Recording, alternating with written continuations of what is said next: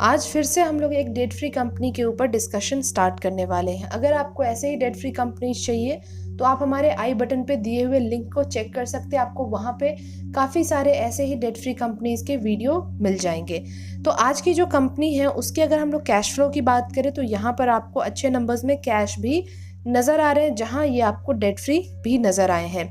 अब बात करते हैं यहाँ पे हम लोग कंपनी के वैल्यूएशन के ऊपर। तो डिविडेंड यील्ड में आप देखेंगे 1.45% के आसपास का जो है ये डिविडेंड यील्ड है। दैट मीन्स कंपनी आपको अच्छा खासा यहाँ पे डिविडेंड भी प्रोवाइड कर रही है। साथ ही साथ इनकी ईपीएस भी काफ़ी अच्छे देखने को मिले हैं, ये आपको अबव 20 नज़र आ रहे हैं। साथ ही साथ इंडस्ट्री पीई की बात करेंगे और वहीं स्टॉक पीई की, तो इंडस्ट्री पी आपकी 65.33 है, तो वहीं स्टॉक पी 57.52 है। कंपनी काफ़ी बेहतरीन है, बट उसके बावजूद भी ये शेयर आपको अंडर वैल्यूड प्राइस पे मिलने वाली एक शेयर है। साथ ही यहाँ पे अगर हम लोग देखें तो यहाँ एनालिस्ट फिलहाल आपको यही रेटिंग प्रोवाइड करते हुए नजर आ रहे हैं कि जो 80% है उनका यही कहना है कि आप चाहें तो आप यहाँ से बाइंग इनिशिएट कर सकते हैं या फिर आप इन्वेस्टमेंट के लिए यहाँ से इनिशिएटिव ले सकते हैं। साथ ही 14% एनालिस्ट का ये कहना है अगर आपके पास इसकी होल्डिंग है तो थोड़ा टाइम आपको और होल्ड करना चाहिए। वहीं 6% एनालिस्ट का ये कहना है कि आप चाहें तो आप यहाँ से स्क्वायर ऑफ करके अपने पोजीशन से निकल सकते हैं। अब हम लोग बात करने वाले हैं आज के कंपनी के ऊपर, उसके बाद हम लोग बाकी चीज़ें भी देखेंगे कि किस तरीके से कंपनी आपको जो अपने बिजनेस मॉडल है या फिर जो परफॉर्मेंस रहे हैं फिनेंशियल, वो किस तरीके के निकल के आने वाले हैं। आज की जो कंपनी है वो है आपके HUL, जो कि आपके सब्सिडरी कंपनी है यूनिलीवर के। इन 1931 यूनिलीवर ने सबसे फर्स्ट इंडियन सब्सिडरी अपने सेटअप किए थे, Hindustan Vanaspati manufacturing company, followed by Lever Brothers India Limited in 1933, और साथ ही साथ यूनाइटेड ट्रेडर्स लिमिटेड। उसके साथ ये जो 3 कंपनी थे यहाँ से इनकी मर्जर हुई थी और आपके HUL जो है उसका आप कह सकते हैं कि यहाँ से स्टैब्लिश किया गया था ये कंपनी को प्रॉपरली नवंबर 1956 में। अब जो HUL है, मोस्ट ऑफ द लोग जानते होंगे कि HUL के प्रोडक्ट कितने ज़्यादा पॉपुलर है, और यहाँ से आपको आप कह सकते हैं कि हर एक घर में आपको HUL के 1 या 2 प्रोडक्ट तो मिलते ही हैं। आपके जो डेली बेसिस में आप जो चीज़ें यूज़ करते हैं अपने हाउस होल्ड के अंदर, चाहे वो कॉस्मेटिक हो, चाहे वो टी हो, डिओड्रेंट्स हो, या फिर डिटर्जेंट है, आपके शैम्पूज हैं, तो आपको ऐसे ही वेरियस नंबर्स आपके जो प्रोडक्ट के होते हैं वो आपको प्रोवाइड करते हुए नजर आते हैं, और मिलियन ऑफ कस्टमर्स को ये टारगेट करते हुए नजर आते हैं। और यहाँ से ये आपके सबसे इंडिया के largest fast moving consumer good company में से एक है, और उसका हेडक्वार्टर जो है वो है मुंबई में। तो आप अगर अपने घर पे जब भी कोई प्रोडक्ट लाते हैं आप एक बार उस पर नज़र डालें कि वो कौन सी कंपनी का, तो मोस्ट ऑफ द जो आपके प्रोडक्ट होंगे वो आपको नजर आएंगे कि वो HUL के तरफ से है। अब यहाँ पे थोड़ा सा हम लोग इसके और ब्रांड के बारे में जाने, तो यहाँ पे उससे पहले हम लोग रेवेन्यू पे चलते हैं। तो यहाँ पर आपके जो रेवेन्यू के सेगमेंट वाइज जो डिवीजन यहाँ पे किए हुए हैं, उनमें से फूड एंड रिफ्रेशमेंट जो सेगमेंट है 29% का रेवेन्यू यहाँ से जनरेट होता हुआ नजर आता है, और जो 29% और है वो होम केयर सेगमेंट से होते हैं।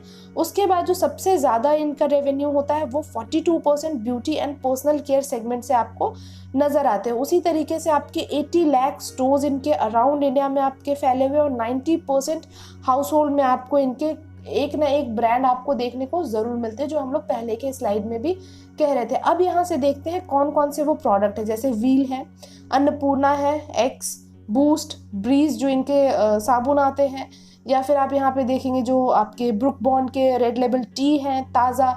तो ऐसे ही आपको काफ़ी नंबर्स ऑफ प्रोडक्ट आपके घर पे आते हुए नजर आते होंगे और आप इनको डेली बेसिस पे यूज़ करते होंगे। फेयर एंड लवली एक ऐसा ब्रांड है जो आपके अभी तक मार्केट को कैप्चर करके रखा हुआ, और काफ़ी लंबे समय से ये आपको मार्केट में नज़र आ रहा है। वहीं अगर हम लोग डव साबुन की बात करें, चाहे फिर हॉर्लिक्स की बात करें, आज से लेके हम लोग बचपन से लेके आज तक भी हम उसका नाम सुनते आ रहे हैं, तो काफ़ी सारे आपको ब्रांड इनके देखने को मिलेंगे अपने ही खुद के घर में। यहाँ भी आप कुछ जो प्रोडक्ट है वो देख सकते हैं, पेप्सोडेंट है, रीन, रेक्सोना, या फिर पॉन्स, सनसिल्क, तो ऐसे आपके प्रोडक्ट्स हैं। अब बात करते हैं यहाँ पे कंपनी के रिटर्न के ऊपर। बिजनेस मॉडल काफ़ी अच्छे हैं, बाकी चीज़ें आपने देखी है, बट यहाँ पे जो रिटर्न हम लोग देख रहे हैं उनमें आपको थोड़ी आप कह सकते हैं कि वीकनेस देखने को मिले हैं। जो 2 साल और 1 साल के नंबर्स हैं, यहाँ पे आपके जो FMCG सेक्टर है आपको उस तरीके से ये आपको परफॉर्म करती हुई नहीं दिखाई है स्टॉक के बेसिस पे।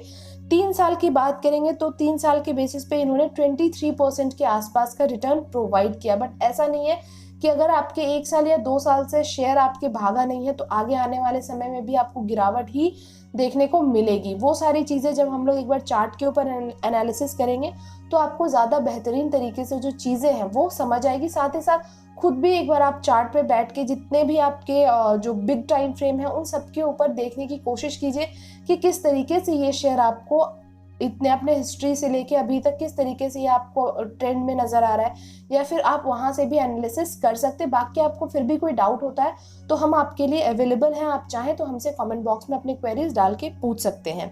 तो ये हमने बात की है रिटर्न के ऊपर। अब बात करें क्वार्टरली बेसिस के रिजल्ट्स के ऊपर। तो क्वार्टरली बेसिस के जो रिजल्ट्स हैं, सेल्स के नंबर्स हो, तो यहाँ पे आपको कहीं कोई वीकनेस देखने को नहीं मिली है। क्वार्टरली कंपनी आपको अच्छा ही परफॉर्म करती हुई नजर आ रही है। चाहे अब हम लोग बात करें जून 21, सितंबर 21 या फिर मार्च 22, आपको धीरे धीरे इनके सेल्स के नंबर्स में बढ़ोतरी देखने को मिले हैं। वहीं आपके जो ऑपरेटिंग प्रॉफिट के नंबर है उसमें आपको एक हल्की सी डिप देखने को ज़रूर मिली है, बट फिर भी हम लोग ठीक ठाक सा ही कहेंगे कि अभी तक सेल्स के नंबर्स आपके अच्छे आए हैं। ऑपरेटिंग प्रॉफिट में हल्की डिप है, बट वहीं आपके वापस नेट प्रॉफिट में आपको थोड़ा सा एक जंप भी देखने को मिला है। तो मिला जुला यहाँ पे इनके जो क्वार्टरली बेसिस का रिजल्ट है वो नज़र आया है। अब यहाँ पे ईयरली की बात करें तो ईयरली बेसिस पे आपको नंबर्स जो हैं वो तीनों ही पैरामीटर्स पे बढ़ते हुए दिखे हैं और काफ़ी अच्छा परफॉर्म करती हुई भी दिखी है कंपनी, क्योंकि इनके जो सेल्स के नंबर्स नज़र आ रहे हैं आपको हर साल इसमें एक आपको बढ़ोतरी या आप कह सकते हैं कि जंप देखने को मिले हैं। तो कंपनी अच्छा परफॉर्म करती हुई दिखी है, मार्केट में इनके सेल्स भी अच्छे हुए हैं, वहीं आपके जो इनके मुनाफा भी निकल के आए हैं वो भी काफ़ी अच्छे नंबर्स में निकल के आए। ऐसा नहीं है कि आपको बीच में फ्लक्चुएशंस होते हुए दिखे। एफएमसीजी में भी आपके जिस तरीके से डिमांड थे आपके कह सकते हैं कि जो कोविड के टाइम पे भी, तो वहाँ पर भी जो पैनिक बाइंग की वजह से भी लोगों ने चीज़ें खरीदी है, बहुत सारी फैक्टर्स हैं। उसके बाद वहाँ पर भी आपको तब भी ये नहीं है कि गिरावट देखने को मिला है कि लोग जब लॉकडाउन था तो आपके एफएमसीजी के प्रोडक्ट्स नहीं बिके, तो ये सारा कुछ ऐसा कुछ भी नहीं हुआ। यहाँ पे आपको फिर भी कंपनी अच्छा साल दर साल भी परफॉर्म करती हुई दिख रही है। उसके साथ बात करेंगे sales and profit growth percentage, जो आपको यहाँ क्लियरली विजिबल है कि किस तरीके से पिछले 5 और 3 साल में ये आपको बढ़ते हुए नजर आए इस 1 साल के नंबर्स पे। क्योंकि 1 साल में आपको एक अच्छा खासा आप देखेंगे कि आपको सीधा आपको एक अप ट्रेंड में देखने को मिल रहा है इनका नंबर, क्योंकि 3 ईयर्स में जहाँ ये 10% थे इनके सेल्स ग्रोथ परसेंटेज, वहीं ये आपको 19% होते हुए दिखे। प्रॉफिट ग्रोथ परसेंटेज पे बात करें तो 15% से ये 18% बढ़ते हुए दिखे हैं, जो कि एक अच्छी चीज़ है। साथ ही ROE एंड ROC परसेंटेज की बात करेंगे तो जहां ये आपके पिछले 5 और 3 साल में बहुत बेहतरीन थे, अभी भी हम काफ़ी अच्छा कह सकते हैं इसको, बट हाँ पिछले 5 और 3 साल के मुकाबले उतने बेहतरीन नहीं है, बट फिर भी अभी भी ये आपको स्ट्रॉन्ग के ही कैटेगरी में इनके ROE एंड ROC परसेंटेज देखने को मिल रहे हैं। बाकी ये डेट फ्री कंपनी है ही, जो हमने ऑलरेडी अपने स्लाइड में डिस्कस किया है। नेक्स्ट यहाँ पे बात करें शेयर होल्डिंग पैटर्न्स के ऊपर।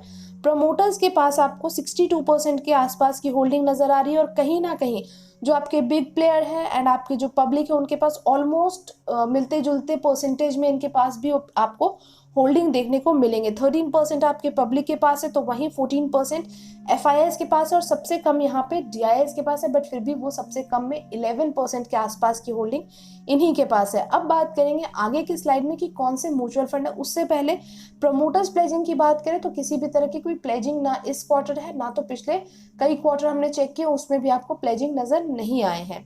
तो यहाँ पे ये रहे आपके 4 म्यूचुअल फंड, जिसमें से आपके अलग अलग चारों म्यूचुअल फंड है। जो फर्स्ट है वो है आपके Mirae assets great consumer fund direct growth, जिनके 5.07% के आसपास इन्वेस्टमेंट है, काफ़ी अच्छा परसेंटेज है। उसके साथ ही बरोड़ा BNP परिबास इंडिया के हैं 4.91%। LNT की तरफ से बात करें तो LNT के फोकस्ड इक्विटी फंड है जिनके 4.53% इन्वेस्टमेंट है, एंड कैनरा रोबेको कंज्यूमर अभी आपको 4.48% के आसपास इन्वेस्टमेंट करते हुए नजर आए हैं। आई होप आपको ये वीडियो यूजफुल लगे, और अगर आपको लगता है तो प्लीज़ इसको लाइक एंड शेयर ज़रूर कर ले अपने फैमिली एंड फ्रेंड्स के साथ, और साथ ही हमारे चैनल को सब्सक्राइब करना भी ना भूलें, क्योंकि ऐसे ही काफ़ी सारे डेट फ्री कंपनी के ऊपर हमने ऑलरेडी वीडियोस बनाए हैं। आपके लिए बहुत वेराइटीज़ ऑफ वीडियोस हमारे चैनल पे डाले हुए हमने, आप चाहें तो हमारे प्लेलिस्ट को आप चेकआउट कर सकते हैं। नेक्स्ट बात करते हैं इसके हम लोग चार्ट के ऊपर। 1 वीक के टाइम फ्रेम पे हम लोग बात करें, आपको ये 2700 के भी ऊपर आपको ये ट्रेड करता हुआ एक समय में नजर आ रहा था अक्टूबर के आसपास। अब अगर अभी की हम लोग बात करें तो ये अराउंड आपको 2100 के आसपास गिरावट आपको यहाँ देखने को मिला है, 2700 से लेके 2100, तो काफ़ी अच्छा खासा एक करेक्शन आपको ऑलरेडी इसमें देखने को मिल चुका है। अपने जो 200 वीक EMA है उसके आसपास ये आपको सस्टेन करता हुआ नज़र आ रहा है, तो मोस्ट प्रोबेबली आपको यहाँ से एक बाउंस बैक देखने को मिल सकता है। तो यहाँ पे आपके लिए जो अपॉर्चुनिटी निकल के आ रही है कि ये शेयर आपको डिस्काउंटेड प्राइस पे मिलने वाला एक शेयर है। आप चाहें तो आप यहाँ से इसमें जो अपने एक्यूमुलेशन है या फिर इनिशिएट करना है आपको इन्वेस्टमेंट के लिए, तो वो आप यहाँ से आपके लिए काफ़ी बेहतरीन यहाँ पे मौका नज़र आ रहा है। 1 डे के टाइम फ्रेम पे बात करें तो यहाँ पर भी आप देखेंगे जितने ही आप इनके जो डे EMA थे उसके नीचे आपको ऑलरेडी जाता हुआ नज़र आया, और यहाँ से आपको थोड़े थोड़े करके अब इसमें आप आगे आने वाले समय में थोड़ी और क्या कहते हैं सुधार देखने को मिल सकता है। तो उसके बेसिस पे आप चाहें तो आप यहाँ से इन्वेस्टमेंट स्टार्ट कर ले। अदरवाइज अगर आपको ये 2000 के प्राइस पे मिल जाए तो वेल एंड गुड है। बाकी आने वाले टाइम में इसको 2700 के अबव जाना है, बिकॉज कंपनी काफ़ी अच्छी है, प्रोडक्ट आपने देखे ही है, इसमें हमें कोई बहुत ज़्यादा आपको बताने की ज़रूरत नहीं है। खुद भी एक बार रिसर्च कीजिए, एनालिसिस कीजिए, और खुद से आपको बहुत सारी चीज़ें इसमें समझ भी आएगी। बाकी अगर स्टिल आपको डाउट होता है तो फिर भी आप हमें कमेंट बॉक्स में अपनी क्वेरीज डाल सकते हैं। बाकी अपने फिनेंशियल एडवाइजर से ज़रूर कनेक्ट करें किसी भी शेयर में इन्वेस्ट करने से पहले। चलिए मिलेंगे आपसे नेक्स्ट वीडियो में बहुत ही जल्द, तब तक के लिए thank you and take care.